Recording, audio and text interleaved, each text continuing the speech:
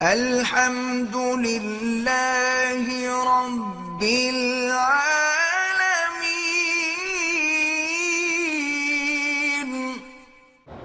جو فوت ہو گئے ان کے لیے طواف کر سکتے ہیں۔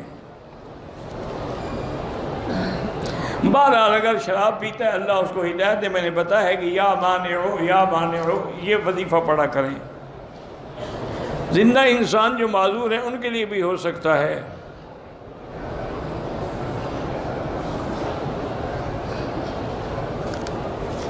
کہتے ہیں جی کہ جب اللہ نے اپنے خلیل کو حکم فرمایا تھا کہ اعلان کر دیں اذن فی الناس بالحج، تو روحوں نے جواب، تو روح تو پہلے پیدا ہو چکے تھے نا، اللہ نے آواز پہنچا دی۔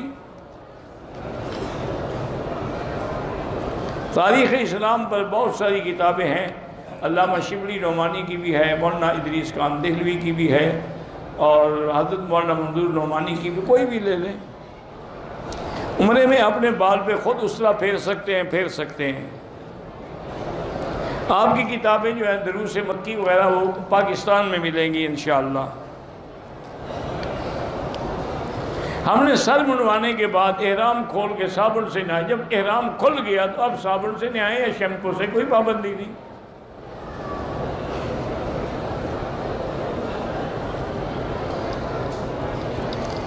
نماز جنازہ کے بعد مقتدی کو ہاتھ کب کھولنے چاہیے؟ جب امام سلام پھیر لے۔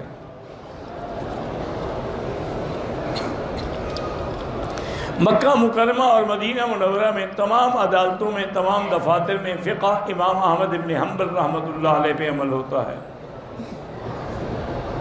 اگر 2 یا 3 جنازے اکٹھے آ جائیں پڑھے جا سکتے ہیں، کیونکہ دعا جو ہے وہ بڑی جامع ہے، اللہم اغفر لحینا و میتنا و شاہد، سب کے لیے ہے۔ کسی کے گھر اولاد ہی اللہ اولاد عطا فرمائے۔ کسی نے اپنی پارٹی کا نام لبیک رکھا ہوا ہے، اللہ ہدایت دے، لبیک یا رسول اللہ تو کہنا ہی جائز نہیں۔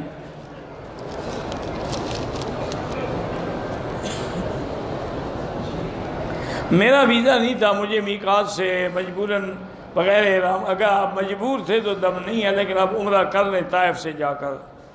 الوداعی طواف عمرے میں ہوتا ہی نہیں ہے۔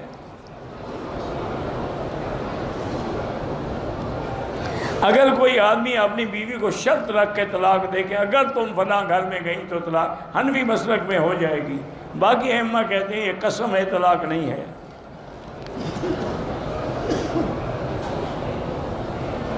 ایک آدمی نے 11 ذی الحج کو احرام کھول دیا، قربانی اس نے 12 کو کی ہے، حنفی مسلک میں اس پر دم ہے۔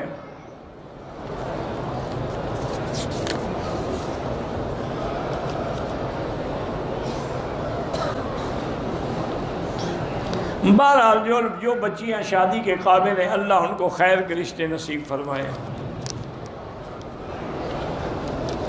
غسل کرنے سے وضو ہو جاتی، اگر آپ نے پہلے وضو کی نیت کی ہے، کلی کی ہے، ناک میں پانی دیا ہے، پھر ہو جاتا ہے۔